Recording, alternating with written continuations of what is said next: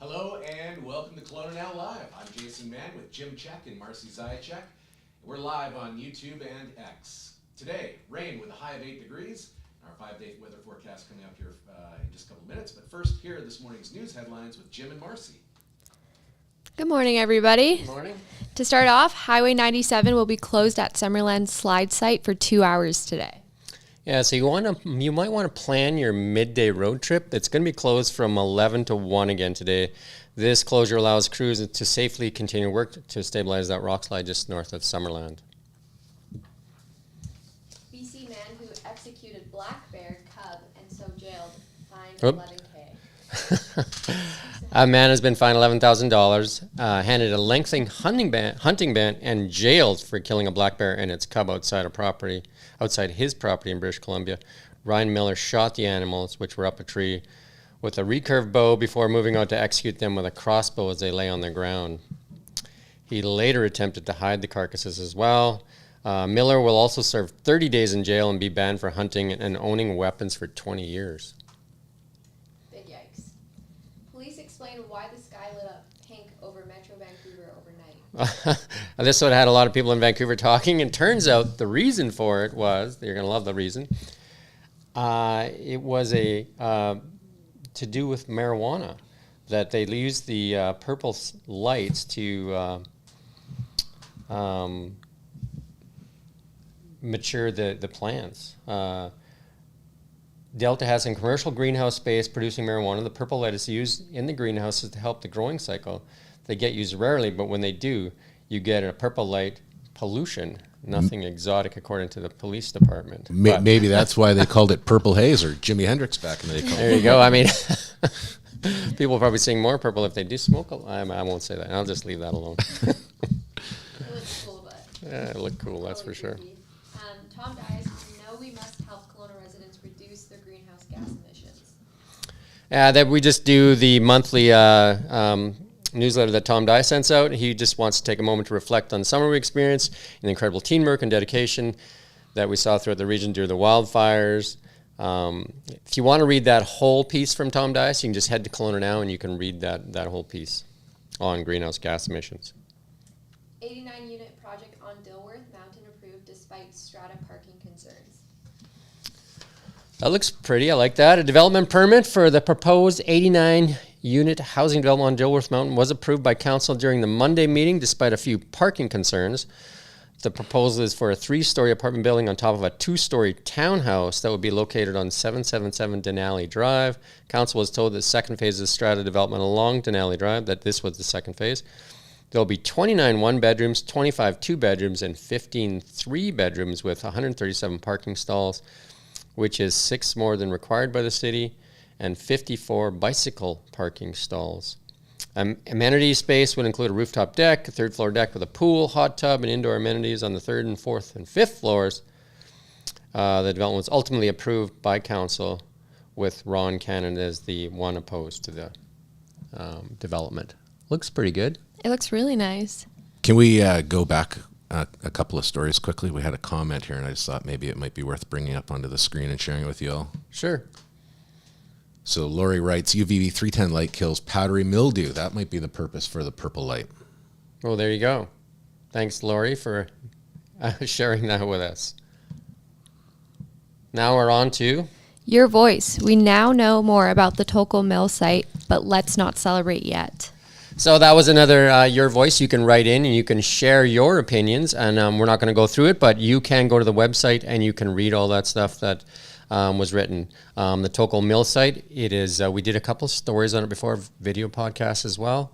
That's a big site of one of the last undeveloped pieces of waterfront here in Kelowna. So go have a read. Warriors announce free admission to next week's game. That's fun. That sounds amazing. That's courtesy of Total Restoration. They bought out the whole thing. So mark your calendars. November 14th, the game against the Merit Sentinels will be free. That's fun. Kelowna Comic-Con to get into holiday spirit with first annual Yule event. Well, that's good. Held annually every summer. Every summer, looks like. Kelowna Comic-Con brings hundreds of like-minded people together to celebrate their pop cultures. This month, we're branching out with something new. It's the first annual Kelowna Comic-Con Yule event that is scheduled for Saturday, November 18th. Sounds like lots of stuff going on in November.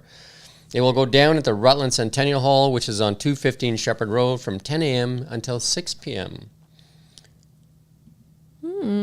Interesting. Yeah. Are you going? Maybe. I don't know about that one, but okay. And then Uber. Mixed ratings. Yeah, so Uber reported. So we're doing a little bit on EI and AV all the time now too. Uber had a mixed quarter with a lot of people use Uber in town for delivering food, and they also do ride hailing. They did see a strong quarter. Their revenue is up in their ride hailing component. And then from their CEO, a relentless focus on improving the product experience for both consumers and drivers contributed to power profitable growth. With trip growth accelerating to 25%. Wow, a lot of people are Ubering. I love Uber. Whenever I'm in Vancouver. We do have a local ride hail though too. We have a U-Ride. U-Ride, that's right too. I haven't tried it yet. No? No. Well, there you go. So we have a couple of choices for sure. Mm-hmm. And then the other one, WeWork. Files for bankruptcy. I don't know if you guys remember WeWork at all, Jason, anything? That was that one that had a valuation at one time of $47 billion. Filed for bankruptcy. Now has $16 billion in long-term lease commitments. They're currently being renegotiated. There's a real big office sharing. Since COVID, office space is definitely less desirable. A lot of companies are changing their model and all that stuff. But I think there was a lot more going on with WeWork with the past CEO. A lot of crazy stuff going on there.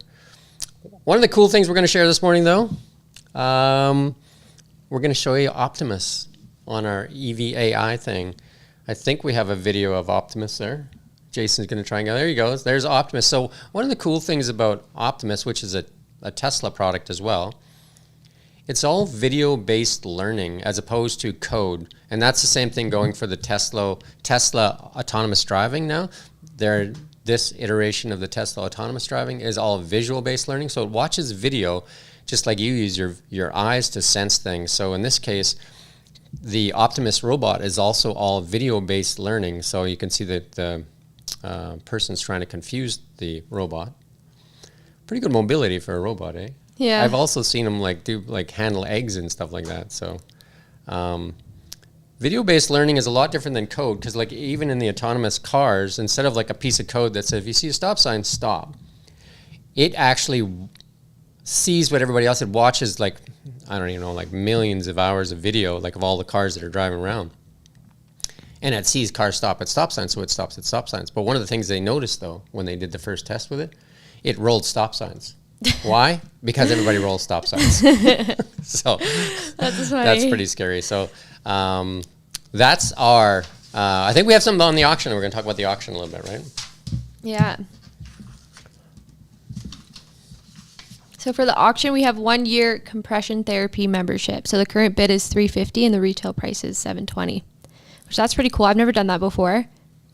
There's a bunch of things expiring today on the auction. So there's a bunch of things that are actually closing today. So head over there and have a look at what's available. They're adding new stuff every day, as well as things that are starting to close now. So there's lots of good stuff from the local markets out there. Mm-hmm. Check it out. Christmas is coming soon. I got this big sun back here. I think it's over here, right? And yeah. So we're working on that, working on our lighting. So we got this going like this. There you go. If I just hide right there. How's that? Lovely backdrop, though. If you just sit right, it looks like a halo. If you just sit right, yeah, there you go. I don't think a lot of people think I have a halo, but there you go. And that's our news update for this morning, Tuesday, November 7th. November 7th. My days are mixing up. We'll be back again today at 4 o'clock. Jason will close us off here. Yes, Kelowna weather. Brought to you by ATB Wealth. Realize your vision of wealth at atb.com/wealth Kelowna. Looking for periods of rain today, clearing later this evening. High of 8 and low down to around -1, but it'll be clear, so not too much of a risk of snow here in the valley tonight. And then as we look for the rest of the week, tomorrow, mostly sunny and a high of 5 degrees down to -3 overnight. Now, here's something interesting. For Thursday and Friday, sunny during the day, but it will have a chance of showers and rain overnight. 5 in the day on Thursday, 8 for Friday, and temperatures in around 2 or 3 overnight. Then as we look towards Saturday, a high of 11 degrees with a little bit of cloud in the sky as well. Right now we have 7 degrees in Kelowna and a cloudy morning. If you'd like to support local journalism and stay in touch with what's happening in our city, hit that like button and subscribe to our YouTube and X channels. And be sure to stay up to date with the most important stories in Kelowna by subscribing to our free newsletter at KelownaNow.com. Thanks for joining us and have a great day.